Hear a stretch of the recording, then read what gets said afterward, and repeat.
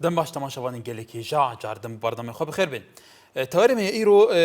rolê saziyên fermiyên herêmê di biryara siyasî da gelo di niha da rolê dezgahên fermî yên Herêma Kurdistanê di qeraratên siyasî da di destnîşankirina berjewendiyên giştiyên vî milletê da di gotûbêjkirinê di gel layên din hem welatê hem derveyê welatê de çi ye? Taybetî ku saziyên fermî lê Serokatiya Herêma Kurdistanê, Serokatiya Hikûmetê, Serokatiya Parlemanê Kurdistanê pêk tê. Ev her sê muassesatên fermî ku bi dengê xelk bi dengê gel çarçovê helbijartina da hatine helbijartin rolê van çi ye? Ji destnîşankirina berjewendiyên giştî gotûbêjkirin lê ser ecenda hem lê ser astê Iraqê bigiştî hem lê ser astê welatên derdor hem lê ser rêxistina ya kuy sistemê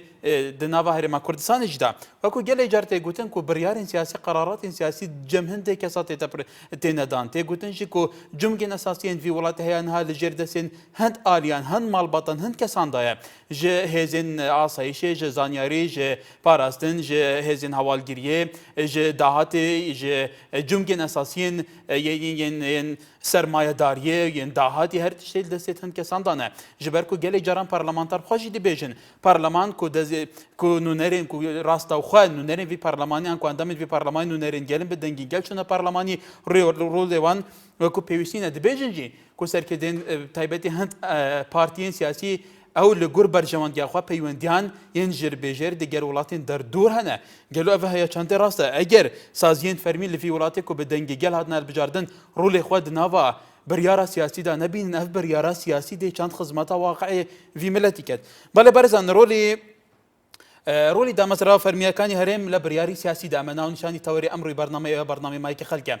Biryarî siyasî li Kurdistan kê edrê? Çûn edrê? Kê tesîrê ye li ser em biryara? Li kateka kesê serokatî li Herêmî Kurdistan, serokatî parleman, serokatî hikûmet, serokatî herême ye. Em serokatiyan hebe dengî gelewe li çerçeveyê istihqaqatê helbijartin helbijêrawin. Em ne çand tesîrê xwe heye. An wekû ewtirê hindek çawdêr alên ke biryarî siyasî li Herêmî Kurdistan li dest hinde layên siyasî de ye, hindê kes da ye. Ewan biryarî siyasî de ne. Wekû zor caran da parlemanakan nîşalên wekû pêwîst rolê parleman li berçav nagiret. Ehzabekan bi pê berjewendî xuyan علاقاتی جێربەجێ لەگەل وڵاتانی دەردور هەیە. ئەگەر لە کوردستانە تا ئێستا شەک و چاودێرەکان ئەڵێن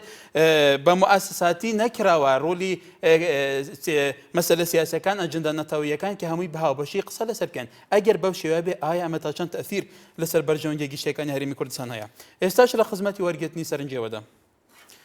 کامەران لە شاری کەرکووک. بەلێگای کامەران. ئەم کاتە باش بەڕێز. سەرچاوم. ئەگەر مەجالم دەی دەرفەتێکم پێ بدەی پەیوەندیەکە زوو لەسەرم لا نەخێتەوە هەنێ. ئێمە لە خزمەتدان بەڵام ئەگەر بە کورتی بۆ خەڵکانی دیکەش ڕوو دەرفەتیان. بەڵێ سپاس دەکەم. من هیوادارم کە ئەو وەفتە عەسکەریەی کە چووە بۆ بەغا هیوادارین کە چی بووە لەوێ بە ڕوونی بۆ خەڵک باسی کەن. ئەگەر شەڕە بڵێن شەڕەکەی. ئەگەر ئاسیە بە ئەعلانی کەن بە ئاسی نەک پرت و پێڵ بکەن لەگەڵ خەڵکا و بڵێن کۆبنەوەکان هەروە کۆبنەوەکان دیکە ئیجابی بووە چونکە عەرەب گوناح لەگەڵێ بە ئیجابی بی یا شەر یا ڕەو. ئێمە لە سەستەکانەوە قوڕکراوە دەسەر ملەتی کوردە بەتایبەتی شاری کەرکووک یعنی هەتا کەی ئێمە ژێر دەسەبین و بۆچی حەقی خۆمانە هەنە دەوڵەتێ بەقەدەر کوردستان نییە حەقی خۆی وەرگرتووە کاکە. داواکاریەکشم هەیە لە هەموو ئەحزابەکانی کوردی هەر لە کاژۆشیوانی بەڕێز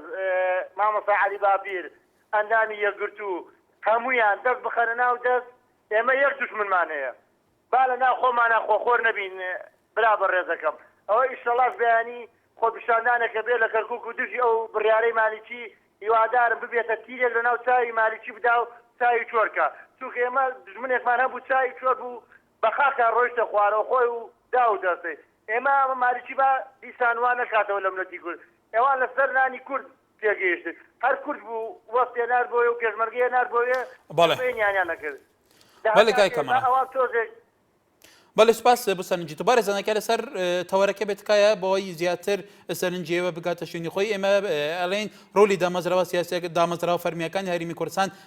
لە قەراری سیاسی ئەم هەرێمەدا چییە؟ ئایا ڕۆلیان تامیشکراوە ئەم فعلان ڕوویان هەیە ئەگەر ڕۆلیان هەبێ تا چەند تەسیری لەسەر واقعیەکردن نەبێ ئەو ڕۆلی دیکە چییە کێ ئەگەرێ لە دەرکردنی قەراراتی سیاسی کە بێگومان لە بۆچوون و نەڕینی چاودێرەکانی ڕەوشەکە حتا بەرپرسە سیاسەکان بەرپرسە باڵەکانی سیاسی لە هەرێمی کوردستان لەسەر ئەمە تا ئێستا نەڕینێکی گرتوونیە ئەڵێن فعلەن هەندێک کەس و هەندێک لایەن تەسیریان لەسەر بڕیاری سیاسی زیاترە. ئاڵێ لە شاری سلێمانی فەرموو. سەرچاوم. کاکەکان لەسەر تۆرەکەم ڕۆ قسە ناکەم بەڵام ئەگەر ڕێگەم بێت خۆ با قسەکانم بکەم پێم مەبڕا. ئالە خان تو یەکێکی لاوانە هەموو کاتێ تەلەفۆنەکەی و هیچ کاتێ تەلەفۆنی تومان نەبڕیوە پێمان باش بە لەسەر تەوەرەکە بەڵام قسە بکە ئەگەر بە کورتی فەرموو. بەڵێ باش ئەمە ملاحەزەیەک لەسەر قسەکانی پەیوەندیەکانی دوێنێ ترۆ و عومەر بام. بەڵێ دیار لە زاخۆ بەڵێ دیار کاک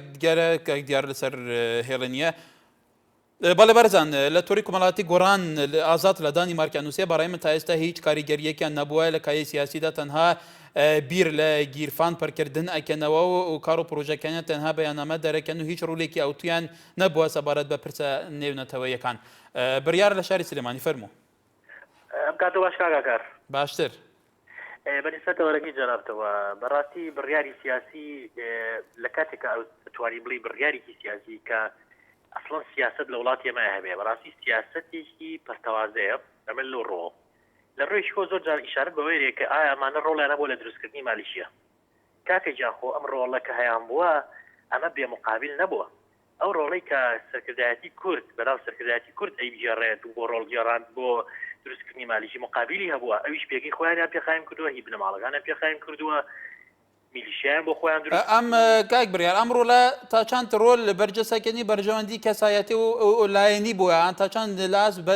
بەرجەسەکردنی بەدەستێنانی بەرژەوەندی گشتی هەرێم بووە بە ئامانەتەوە ئەیڵێم بە ئامانەتەوە ئێڵم لە سەیاسا بەرجەستێکی جەستی شخصی بووە یعنی شخصی بۆ خۆیان و دەسەڵات و دەست و پەیوەندەکەیان بۆ هیچ پەیوەندیەکی بە کوردەوە نیە ئەوە من دڵنیا دەکەمەوە ئەم نوێنەران بەناو کوردانە هیچ مافێکیان بە کوردەوە نییە مجرد ئیش بۆ خۆیان و بۆ ئەوەی کە ڕایسپاردون کە ئەو ڕاستپارداوەش لە دەروی هەرێمی کوردستانە. بەڵێ بەڵێ سوپاس پیرس لە مێرگە سوورت گەلمەیە. بەڵێ کاک پیرس کەرم کە باش ئەحواڵکە بەڵێ کەرم کە دەم باش داوا لە هەموو کوردان دەکەم کەیک دەست بن و یەک بیر و باوەڕ بن و دەست بن ئەو دەستێک بنین. بەڵێ ئەو دژمنە بەخوای هیچ ئەوەی پڕمە نادەتن اتفاق بین دەستی قوڵناو دەستێک نین. بەڵێ داوا لە هەموو برایەت کورد دەگەن و کە اتفاق بن و دەست بناو دەستێک بنین بەخوا مالکیە هیچ لە سەدامە پیسترە داوا لەو حزبی سیاسی بکەن کە یەک دەست بنێت وەکو برایە دەست بناو دەستێک بن و دەگەڕێزمەوە. بەڵێ سوپاس بۆ سەرنجاتە. فارس لە هەولێر کاک فارس فەرموو. هێوارە باش باشتر هێوارە باش باشتر کاک فارس فەرموو. بە نسبەت ئەو قەیرانی دروست بووە لەگەڵ ملت کورد. بەڵێ بە نسبەت کوردی بەڵێ ئێستا من کەداوڕاوەسەن لەژێر دەسەڵاتی حکوومەتی عێراقە بۆ زۆری هاتە ئێستا کورتی هەڵوێستەشی نەبووە. بەڵێ بەڵێ بەڕێزان تکایەکەی هەر کەسێ پەیوەندی بکای کە تەلەڤیزیۆنێکی کەس کە بۆ کێشی تەکنیکی دروست نەبێت کە ئەمە ڕۆژانە لە بەردەمەکە دووبارە یەکێمەوەیە لە بەرەوە ئێمە باشتر لێرە خزمەتیەوەی بەڕێز بکەین. ئەگەر لەسەر چارچەوەی تەوەرەکە تکایە عالی لە هەولێرەوە فەرموو کاکالی. ئەو کاتەوە باش هەموو کاتێک دەخۆشی بەنەوەکە لێ دەکەم. زۆر سپاس. سپاس دەراتێن وڵا بەنسبەت دامەزراوە حکوومەتەکان ڕۆڵی دامەزراوەکان بەڕاستی دەگەر وەزراوەکان ڕۆڵی تایبەتیان هەبێ ئەمە زۆرشی کاریگەریان هەبێ نەک ئێستا بەداخەوە ڕۆڵی سیاسیەکانمە زیاتر لە دەرگای حکوومەتەکان ئێمە کاسە نازانین دەرگای حکوومەتەکان ئیشان چییە یعنی تێکەڵا بەمابەینی دەستگا سیاسیەکان و دەستگای حکوومەتە هیوادارم یعنی ئەو دەستگای حکوومی سەرۆکاتی هەرێم سەرۆکاتی ئەنجومەنی وەزیران پەرلەمانی کوردستان بەڕاستی کاریگەری خۆیان هەبێ یعنی ئەوە کار بدەن لەسەر داهاتی کوردستان و خەڵکی کوردستان نەک بە قسە حیزبەکانیوە داهاتی بۆ ئێمە دیاری کرد. بەڵێ سپاس کاکەلی لە هەولێرەوە بەرێزان ئەو گۆڕانکاریانەی بەتایبەتی لە دوای 2023 لە عێراق هاتووتە کایەوە کورد ئەو کاتە بەشداربوویەکی فعال بوو لە ڕوخاندنی ڕژێمی ئەو کاتی عێراق ڕژێمی سەدام حوسێن لەگەڵ ئەمریکا بەڵام بەپێی بۆچوونی سەحافە بەپێی بۆچوونی چاودێرەکان ئەو کاتە کورد لەگەڵ ئەمریکا ڕێک نەکەوتە بوو لەسەر هیچ بابەتێک هیچ دەستکەوتێک کە بۆ کورد بچەسبێ بکێ بە دیکومنت لەوێ لەسەر ڕێک بکەوێ هەروەها وەکو ئاڵێن کورد ئەو بەشداریکردنی ئەو هەموو وەرەقە بەقوەتێک کە لە دەستی کووردا بووە و پێویستە مەراقانە ئێستیغلال نەکردووە جێبەجێ نەکردووە بۆی بتوانێت بەرژەوەندەکانی خۆیان لە چارچێ ئەو گۆڕانکاریانەی لە عێراق هاتووتە پێشەوە بەدەست بێنێ. محەممەد لە پیرەمەگرونەوە فەرموو. ئەلو بەڵێ برای بەڕێ چۆن سەرچاوم بەڕێز وەڵای ئەمێ بەگشتی چەند ڕۆژە ئەمەوە پەیوەندی وەرگن بۆم وەرنەگیرا حەزەکەم بەگشتی چەند خاڵێکم هەیە لەسەرم تەوەرانە ئەگەر بەڵێ فەرمووە کە بە کورتی فەرموو. وڵای یەکەم لەسەر ناوچە دابراوەکان بە کورتی خۆی کورد هەلی 2003 هەبوو ئەوە ئەو کاتە لەگەڵ ئەمریکا کە لەگەڵ حاکمی پۆل بلیمەر بوو داوایان بکرد ناوچە دابراوەکان بگەڕاتەوە نەوەک داوای بورجە و پارەیان کردایە ئەمە یەک بە کورتی. ئەمە یەکەم دووهەم بۆ مەسەلەی گفتوگۆ کە لەبارەی کێشەی کوردەوە زیاتر کێشەکان لەسەر پارە و تەماح و بەرژەوەندی حیزبایەتیە نەوە کێشەی نەتەوایەتی. بەڵێ کاک محەممەد بەڵێ سپاس. بەهار لە هەولێرەوە فەرموو.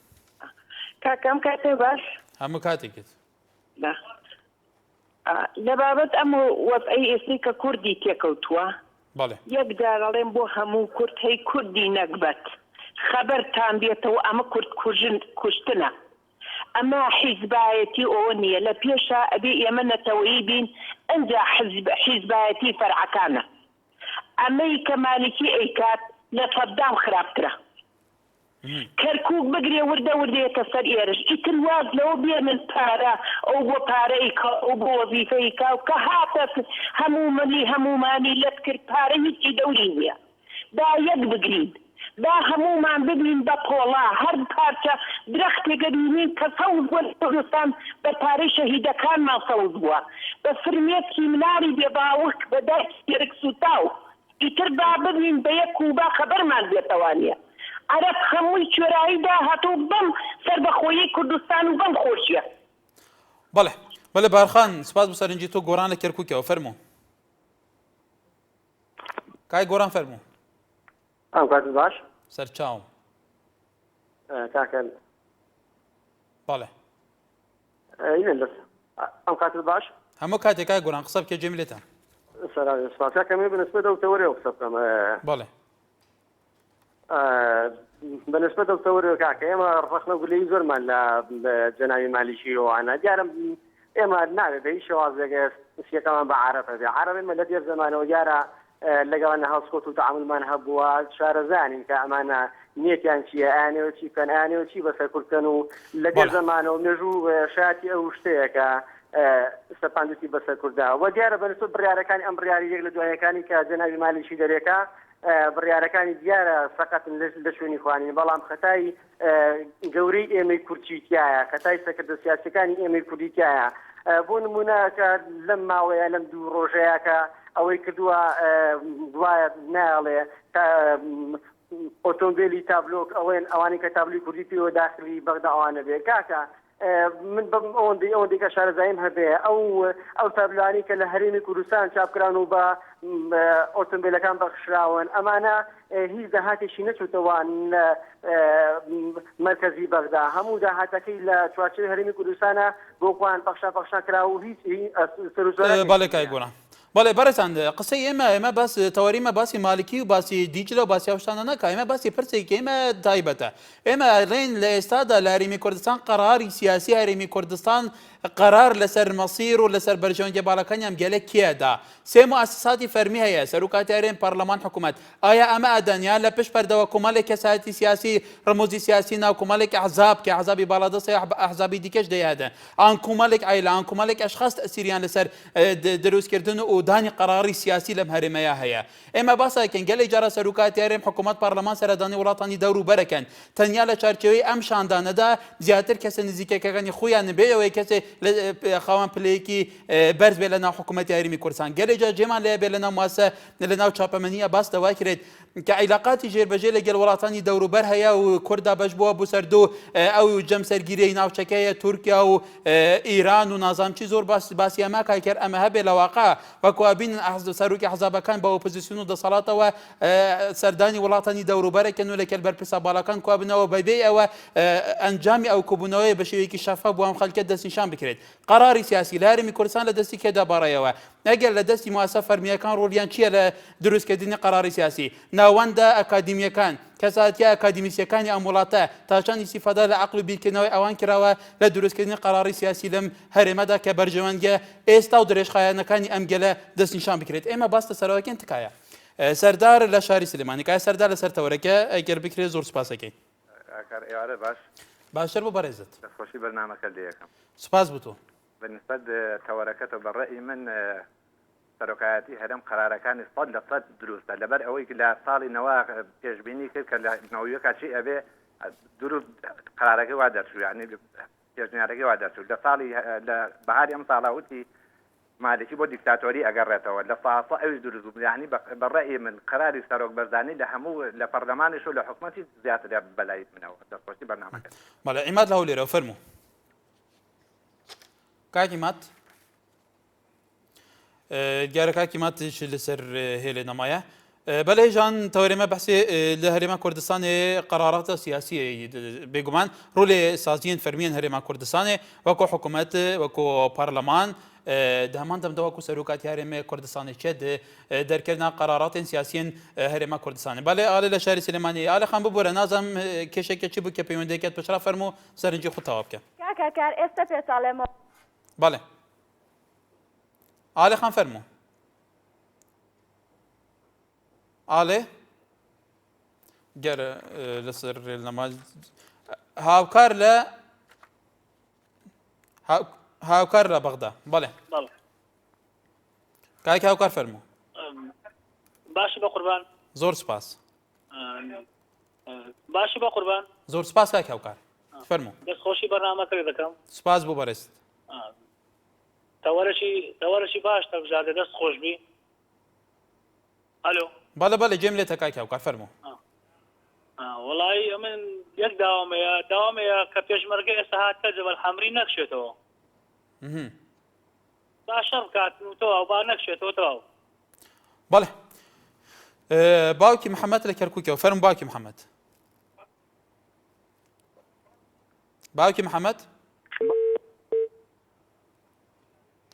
دیارە پەیوەندی باوکی محەممەد داخرا بەڵێ هێژان دنهای هەرێما کوردستانیدا بە ناریناوە بریارە سیاسی پێتر کێ باندوری لەسەر هەیە و لە دەستێکێدا و کیڤێ بریارێ دەردکە هەیە چەند ڕوولێ سازیên فەرمیên هەرێما کوردستان هەرچێ سەرۆکاتیان هەیە چەند ڕوولێ ناوەندên ئەکادیمیست ئوستادی جامیعی ئەف کەسێن کۆپسپۆری هەیە ڤیواریدا تێتە بەرچاوگرتن ئان دەبینین ئەحزاب دناوە ئەحزاباندا gelek ڕموزên سیاسیانە کول دێر زەمان حتا نوکیاندا مەکتەب سیاسی و سەرکرداتینە هەیە چەند دێوان پتر تاسیرا خۆیە ئان کەسێکی ئەکادیمی دناوە جامیعیدا ئان کەسێکی شارەزا دوی بیاویدا لێ دوورڤەیەکی گەلو لەزا خۆ پەیوەندیێمەیە بابێ عەبدوڕەحمان کەرم کە سوپاسیاتەکەم بۆ تەوەرێتە تەوەرەکی زۆر گرنگە لایمە بەس ئەم بینین بڕیارێت تاکە کەسینە نەکو وەکە بەرژەوەندیە ملەتی یان ئەف تەوەرە هەر بابەتێکی بێت بەحەزکردنێ چی خەتەریات بتن سەر هەرێمێ یانەوەدی لازمە بچێتە پەرلەمانی دا پەرلەمانی پێش ڕێیا خەلکێکی هاتی وەرگرتنێ ئەو ئەندامت پەرلەمانی یە چوێنێت وێرێدا لازمە ئەو بڕیارێ بدەن بۆ هەر تشتێکە باشی و خراپی بۆ وی ملەتی تکای ئەم حەزت بین وەک جەنابێ سەرۆکی وەک سەرۆکێ پەرلەمانی وەک سەرۆکێ هەرێمێ کو بڕیار هەمی پەرلەمانیدا دەرکەون بۆ بەرژەوەندیە ملەتێمە نە سەر بڕیار دەرکەون سەر تاکە کەسیا حیزبی بۆ بەرژەوەندێت حیزبێخوا بڕیارت خوا بدەن بەڵێ دەروێش لە هەولێرەوە فەرموو ئەو کاتت باش سەرچاوم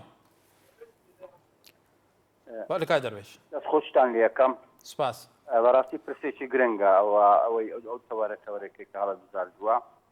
منە ڕێمە بووە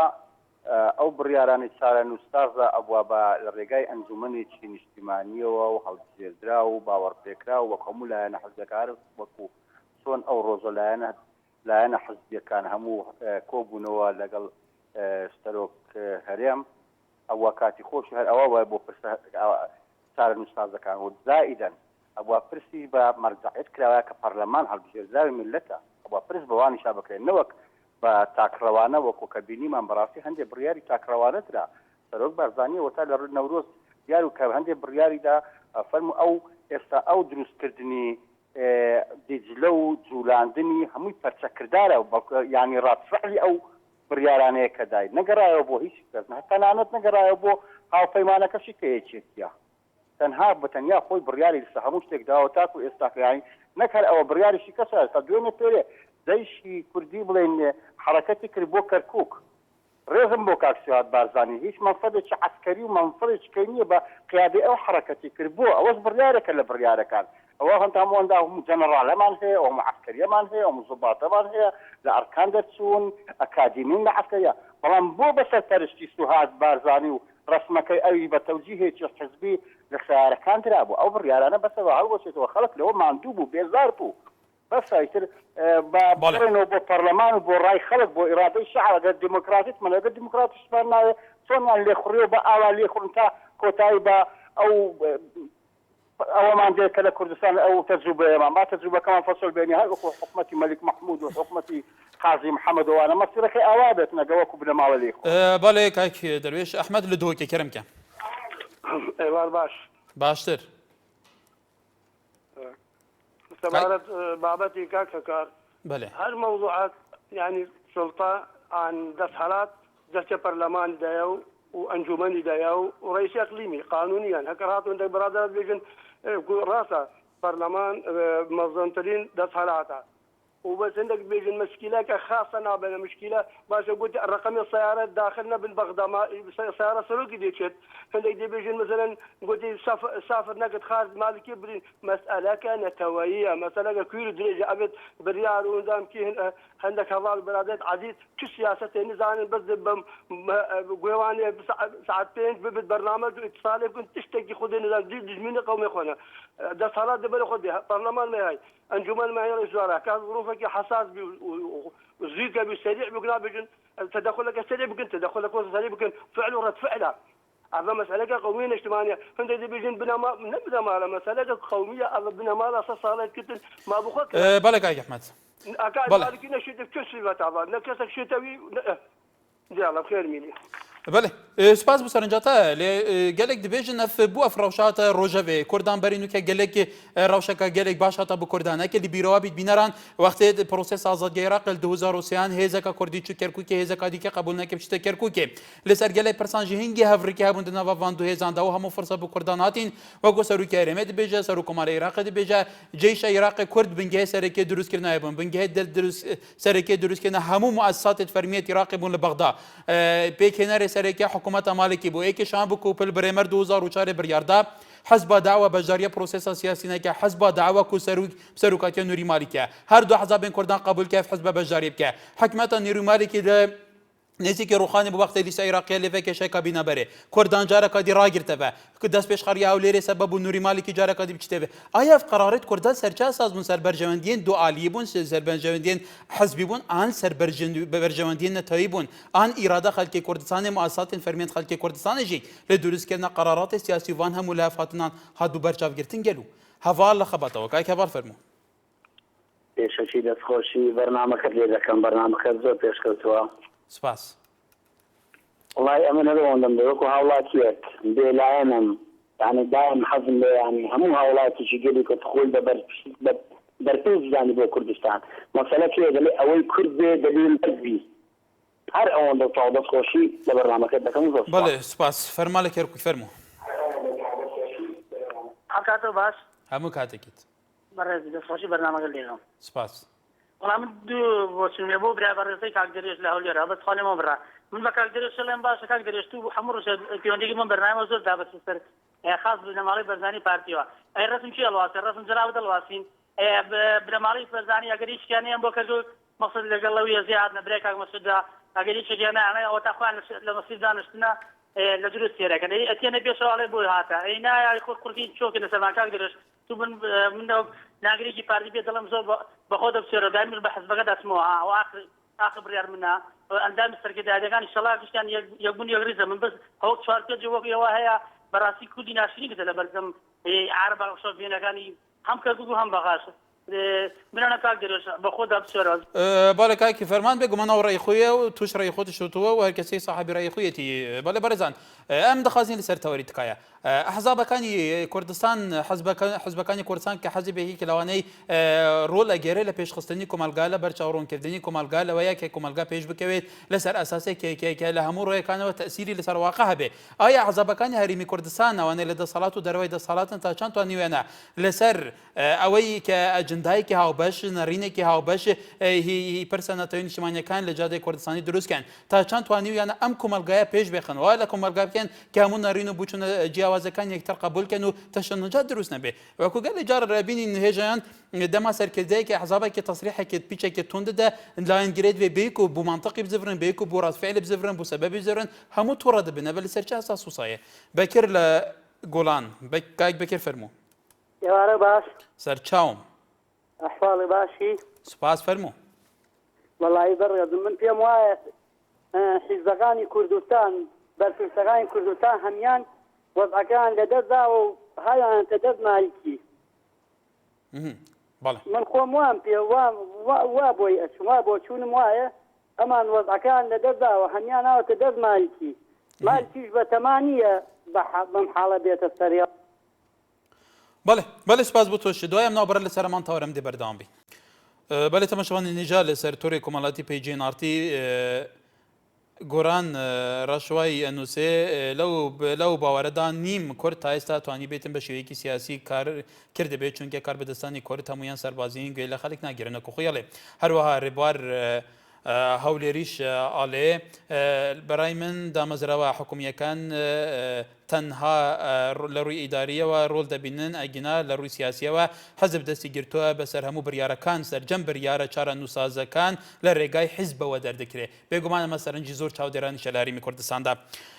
بەڵێ مامۆستا ئازاد لە کویەوە لەگەڵمانە مامۆستا کەرمکە ئەو کاتتان باشجیانە هەموو کاتێکی بەڕێستان سپاسان دەکەم کاکە گیان بەنسبەت ئەو قەرارە سیاسیانەی کە دەدرێت تاوان کوردستان هیچ مەرجعێکی نەبووە هەتا ئێستا هیچ مەرجعێک نییە لە کوردستان کە تۆ ئەو کێشەی کە ئێستا لە بینی کورد و مالیکی هەیە بەڕاستی من بە کێشەیەکی شخصی بینی مەسعود بەرزانی و مالیکی ناو دەبم چونکە کێشەی هەموو کورد نییە ئەم نەوع کێشانە بەڵێ ڕەمەزان لە شاری هەولێر کاک ڕەمەزان فەرموو کاکە جان بەنسبەت تەوەرەی ئێستا کە لەگە مالیکی و عێراق بڕیاری سیاسی لە هەرێمی کوردستان کاک ڕەمەزان تو لە هەولێریژی هەولێر پایتەختێم هەرێمەیە بڕیاری سیاسی لە کوردستان کێ ئەدرێ چۆن ئەدرێ کێ ئاگای لێ تا چەند تەسیری هەیە بەڕای تۆ لە کاتێک کە عەزابەکان گەلێک جار دۆر ناکۆکیان هەیە چاودێرەکان ئەڵێن پەرلەمان ڕۆڵی نییە تەسیری عەزاب دەستێوەردانی عەزاب لە هەموو کایەکان هەیە بڕیاری سیاسی کێ ئەدرێ بەڕای تۆ وەڵای کاکە جان بڕیاری سیاسی ئەوڕۆکە لە کوردستان کەتە سەپارە ململانەی پارەیە ململانەی سیاسی لەگەر عێراق و کوردستان یعنی زۆر زەعیفە یعنی ئێستا سەرۆک بارزانی کە بڕیارێک دەداتنوانیە هەموو حیزباکان هەموو قەومەکەی ملەتی کورد بەخۆی دەزانی کە چی بەسەر هاتووە هەتا ئێستا دەبا یەکگرتوو بن کە قراری سەرۆک بارزانی درا سەرۆک بارزانی بە قسەی ملەت دانیشتیە بە قسەی یەکێک و دوو سێ چار زانە نیشتووە هەر یەک لۆلایەک بڕواتن ئەوە زۆر خەتەرە بۆ کوردستان ئەمە دەبی یەک دەنگ بین یەک ڕنگ بین یەک سەوتمان هەبیتن بە نسبەت حکومەتی عێراقی بەڵێ شیرین لە زاخۆ کەرمکە بەڵێ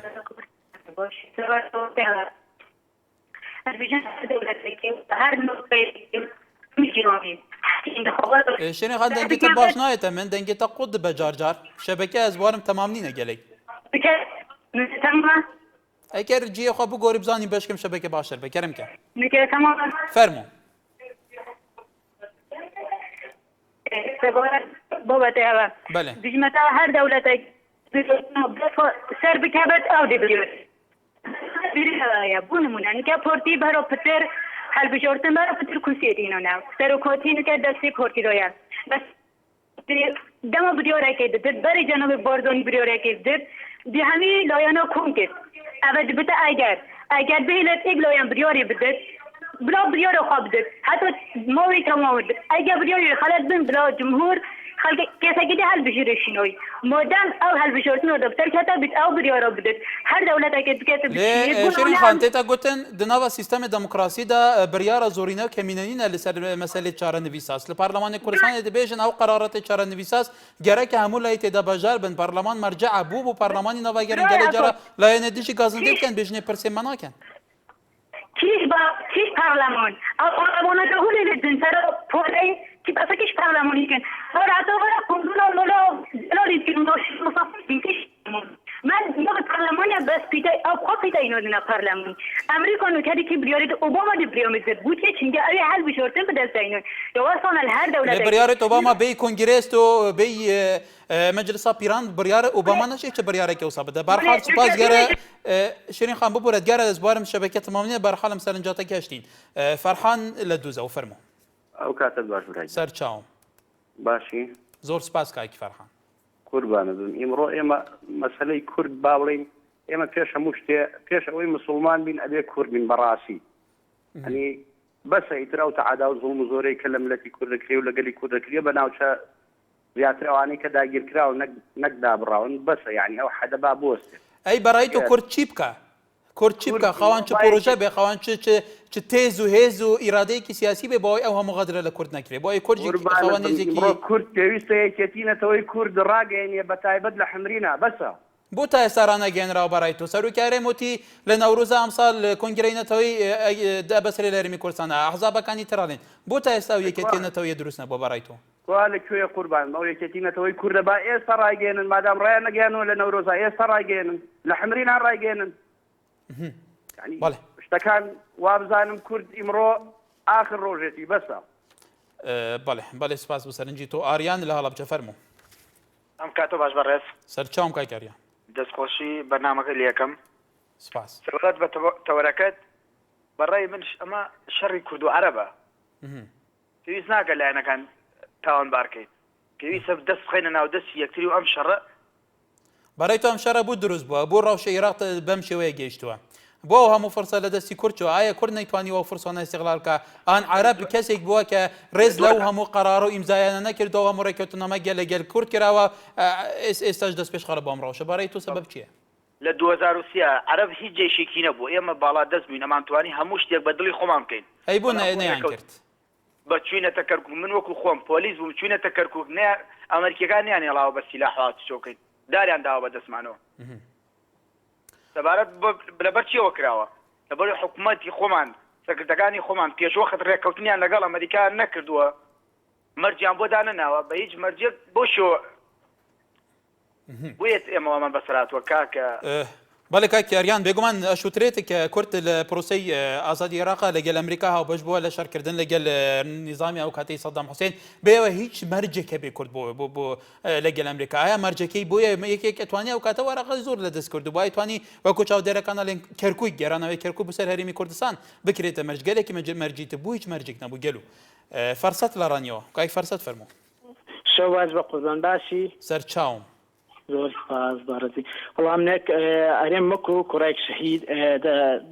لبرنامجتان بجدار بم اورو بالي خوش حالي زور سپاس من هوادارم جارێکی دی سێکان مان نهێنۆ هیوادارم جارێکی دیکە هیچ کتێک و هیچ کوڕە شەهیدێک و جارێکی دی ماڵی لێ نووسێ و دایکێک و خوشکێک و من وەکو کوڕە شەهیدێک ئێمە هەم کەسێک پێی خۆشە باوکی لە ماڵ بی و کە دەچیتۆ ماڵێ دەستی بەسەر دابینێ بەڵام من وەکو کوڕە شەهیدێک دیارە باوکم نەما و باوکم نییە هەموو کەسێک بە باوک هێتیم دەبێ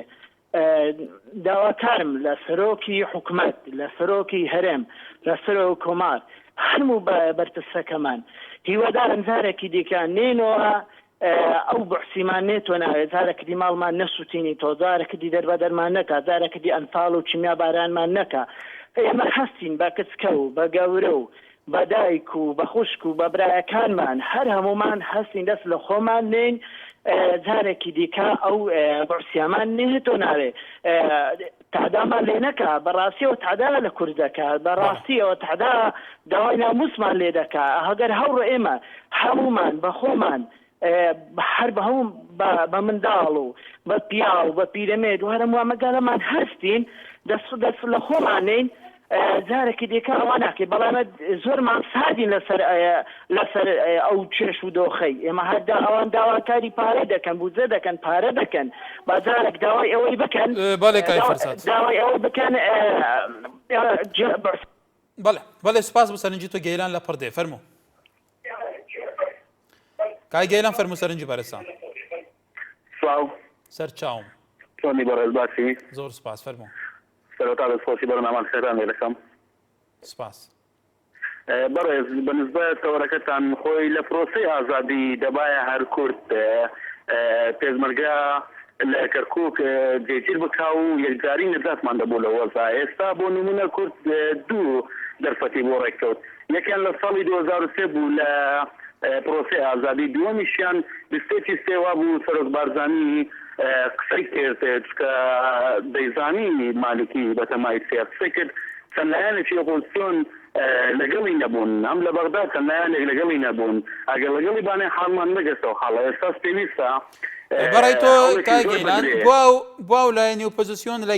لەگەل ئەوە نەبوو نەکۆتواڵێ بریاری مەسوود بارزانی سەرۆکی هەرێمی کوردستان بوو ئایا پێشتر ڕاوێژیان لەگەل نەکردە وایە بەڕێز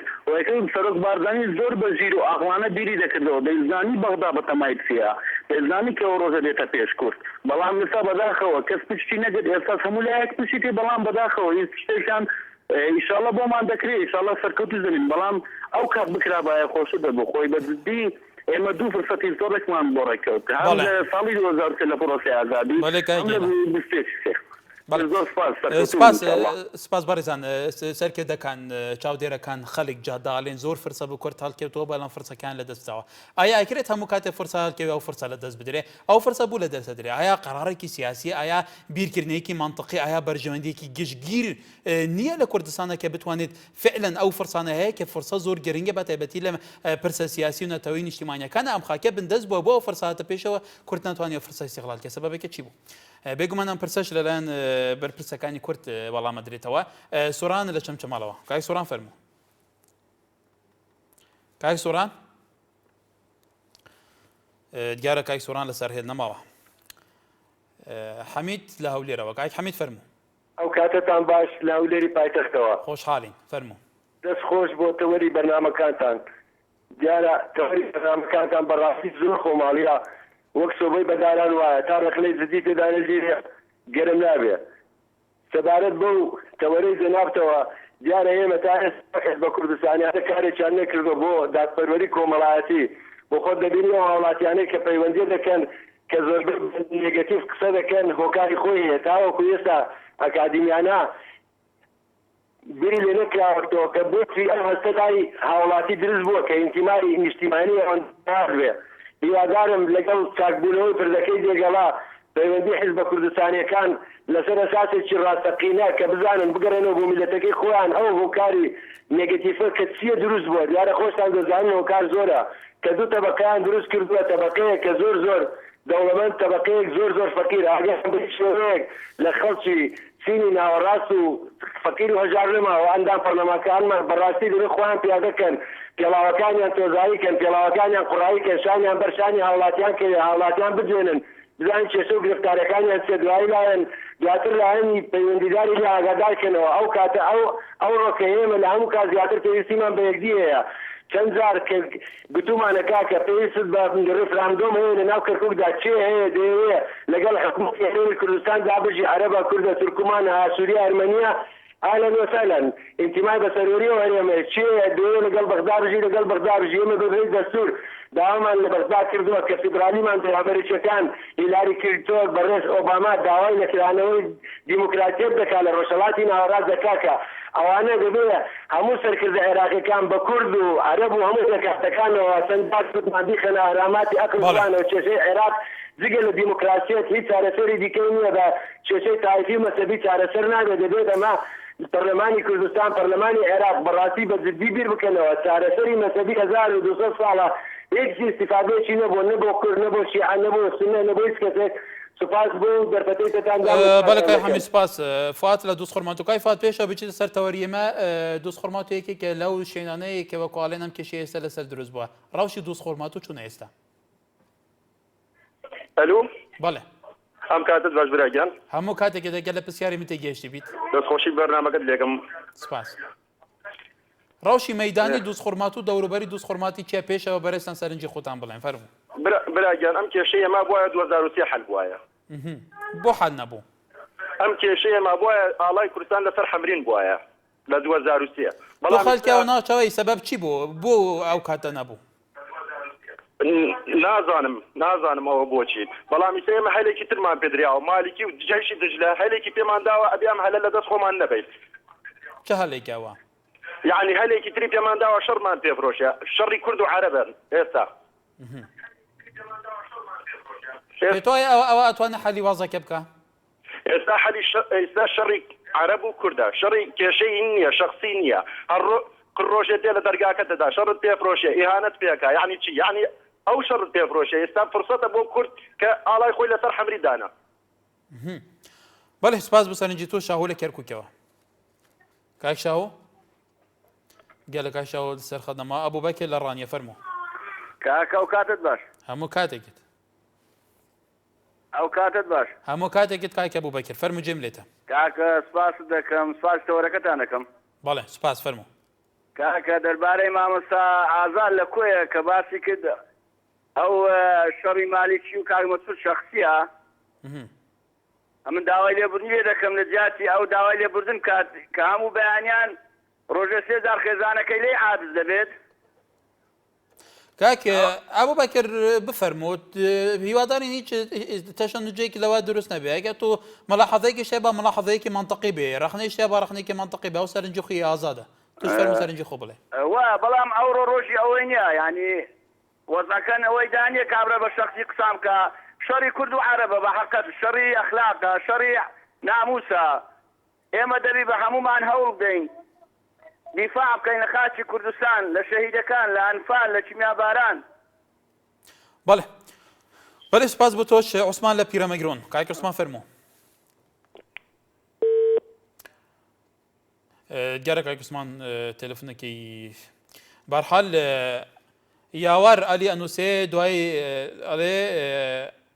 من دەڵێم هەر خەریکی داوا و ڕابواردنی خۆیانن بۆ کێشەی ناوخۆ پاڵەوانن وەکو خۆی ئەڵێ هەروەها کاوان و مەریشاڵێ پێویستە دامەزراوەکان جیاوازی سیاسی نەکەن لە نێوان فەرمانبەراندا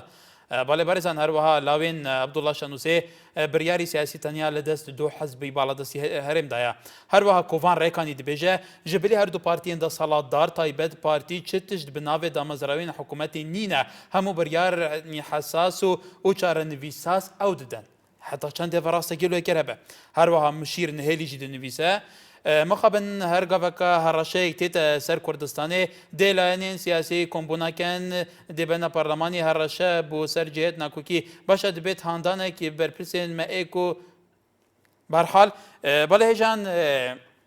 قرار سیاسی لهرما کردستانی گلود دستی که دایه بگمان گلیک سرنج هاتن بسف سرنج گلیک جاران جتوری درکتن برحال دنها دا و بسیاره گلو پرسیارا چاودێرانە یا جادهەیە یا هەر کەسێکە قەرارە سیاسی نالارێمە کوردستانی دەستی کێدایە ئایا ڕۆژ بڤێ ڕەنگن هادێ بەرەفکی vegihê هەیە سبەهەی تەورێکی گەرمتر دام خزمەتەوە دەبین هەر شاد و بەختەوەر بن